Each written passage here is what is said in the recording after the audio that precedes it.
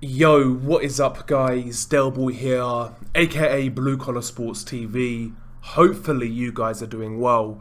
If you're new here, smash that like, hit subscribe, all of that good stuff. So, Dazn have done it yet again, treating their customers with absolute disdain. I'm talking about Dazn from a UK perspective, by the way. So recent news has come out and Dazn are restructuring their pricing plan.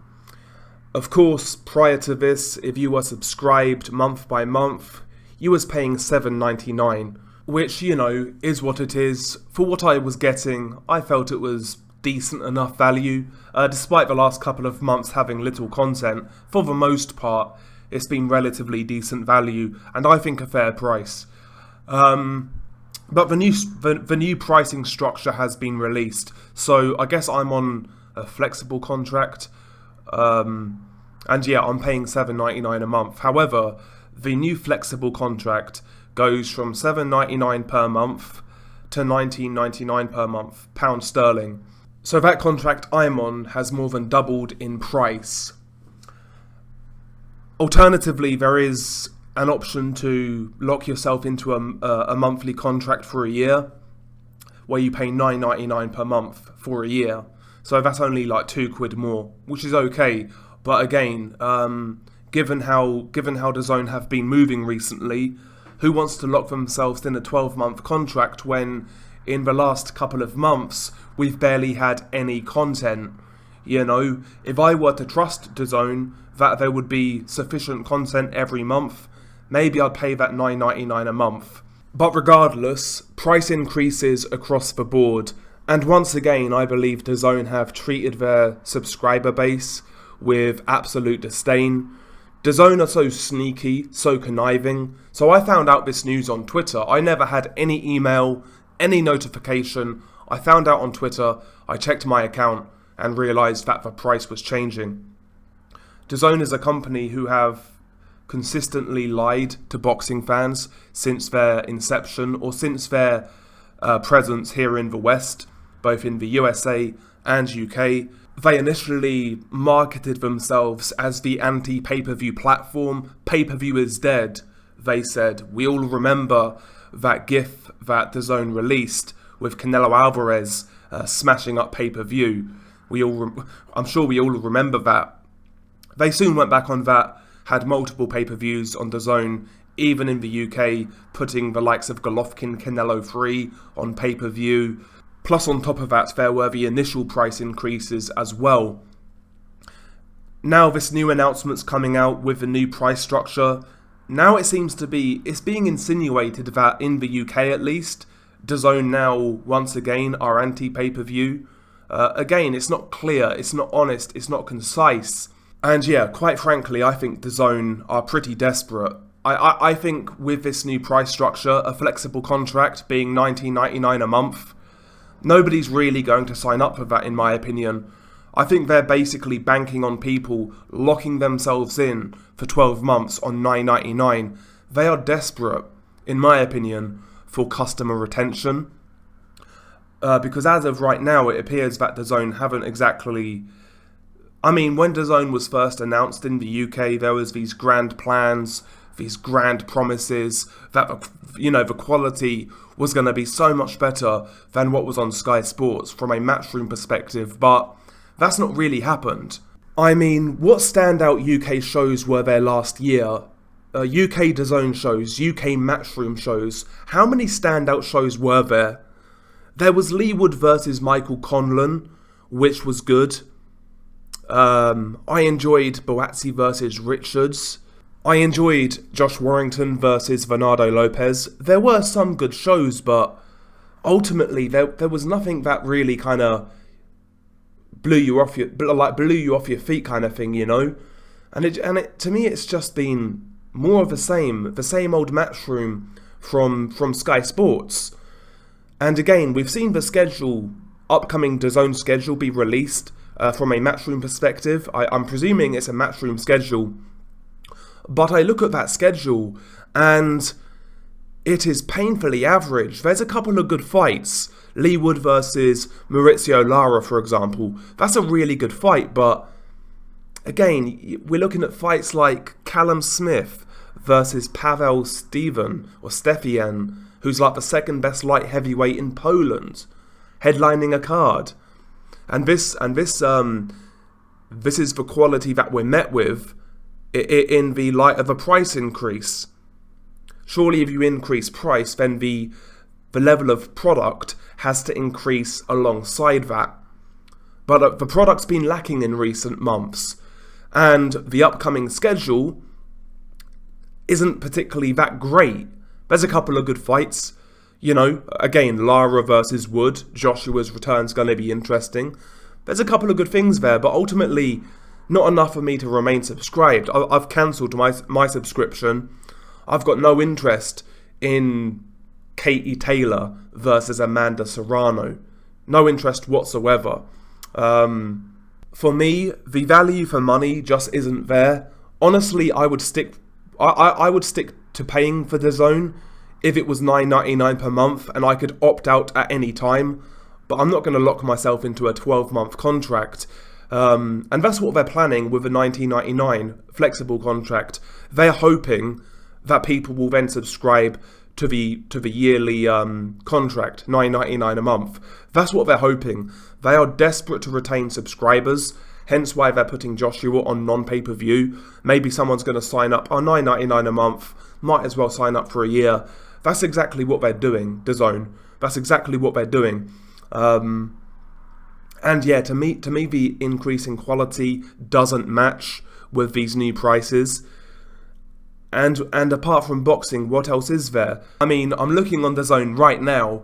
They have live chess for anybody who's interested. They've got women's football. Again, maybe that will appeal to some of those guys who have the testosterone of an amoeba, who are looking forward to Katie Taylor. Maybe that will appeal to those guys. Maybe that's the audience they're going for, eunuchs. But yeah, the level of quality just isn't there. I mean, BT Sports, for example, when you pay like 20-25 quid a month for BT Sports, you get UFC, Premier League football, Champions League football, Europa League, rugby, WWE, if you like that, cricket. You get all sorts. That's good value for money. Whereas DAZN, you get some half-baked boxing shows, influencer boxing, female boxing, a bit of chess, and women's football. There's even gaming tournaments. I mean, come on, God help us. Listen, man, I wished for DAZN to succeed. I like the idea of much of my boxing in one place for a good deal, but I don't like the direction in which DAZN are going. I don't like their dishonesty. I don't like their sneaky business practices. Their customer relation skills are absolutely dreadful. These guys they're getting continuously panned on social media now, and this is not the first time something like this has happened. And again, where are loyalty bonuses? People like me who have subscribed since the launch of DAZN UK, way back when it was £1.99 a month. I've been subbed for that long. I subbed on the very first month. Where are the loyalty bonuses for long-term subscribers? They don't exist. They don't exist. So for me, it is Team Stream. I'll occasionally buy the odd pay-per-view, like I paid for like Joshua Usyk 2, for example. I felt that was worth paying for. I wanted to see it in good quality. It was a good fight. I paid for the first one as well. For one-off fights like that, I don't mind paying for it. And I don't mind supporting boxing within reason, but it just feels like DAZN now are taking the piss. So yeah, I've just decided to cancel my subscription. But one other thing I don't get is the amount of people defending DAZN, defending the price increases. Oh, if you don't like it, don't pay. Well, yeah, that's what I'm doing. But again, if customers don't complain, if people don't voice their displeasure, then this is just going to keep on happening. You give these sort of people an inch, they're going to take a mile, you know, or they're going to take a few more quid. So yeah, customers, if they're unhappy, they're going to complain. What's wrong with that? It's these people desperately defending Dazn. Again, I'm convinced of it. I'm convinced. I'm convinced that some of these people are paid by that company. And you have to ask yourself the question, how many of these guys are actually, who run channels, who run big social media accounts in regards to boxing, how many of these people actually are speaking for us regular boxing fans? Ask yourself that question. I see so many, I'm going to go there, I see so many channels now, my inbox or my subscription feed is filled with people talking about female boxing. I'll be honest, I'm convinced that most of these people don't really enjoy it all that much. They're doing it because they feel that they have to.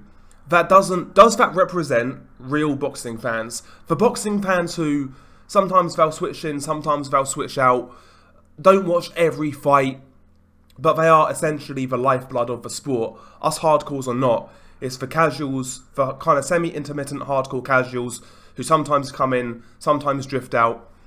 They're the people who really they are the lifeblood of this sport. Now ask yourself a question, how many of those types of fans really want to see female boxing?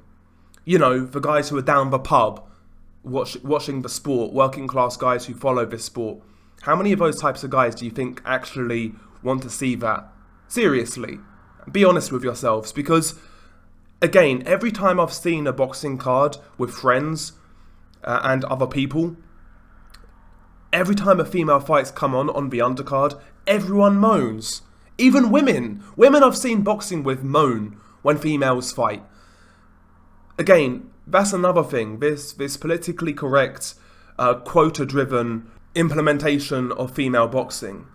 How many people actually want to see it? How many people would be devastated if these sort of fights weren't shown on big cards? If you like that sort of thing, fair enough. I'm not judging you, but the majority, honestly, I think the majority of fans could do without it. It's just there. It's just there to fill quotas, to look a certain way. That's the world we live in now. And ironically, that's actually like the gentrification of boxing in a weird way, if you think about it. You know, there's going to be some soy latte drinking neckbeard who probably enjoys it, but the majority, I said I wouldn't attack people who like female boxing, but there you go. The majority of people don't like it, from my experience. There you go. And that's half of what Dazn has to offer now. Every single card. Every single card. One thing I'll give Al Heyman credit for is he doesn't really delve in that. Maybe Al Heyman is more based than we realise. Who knows? I'm joking. Calm down. I'm joking. But yeah, Dazn needs to do better, needs to be better at customer relations. If you're going to increase prices and change your price structure, make sure the quality of your content also increases, so that price rise and price structure changes are justifiable. I mean, is that a lot to ask for? Apparently so, according to some people. But yeah, I'll be stealing all of my boxing content for the foreseeable future. It is what it is. Anyway, share your thoughts below. Beanie Guy Delboy. Peace.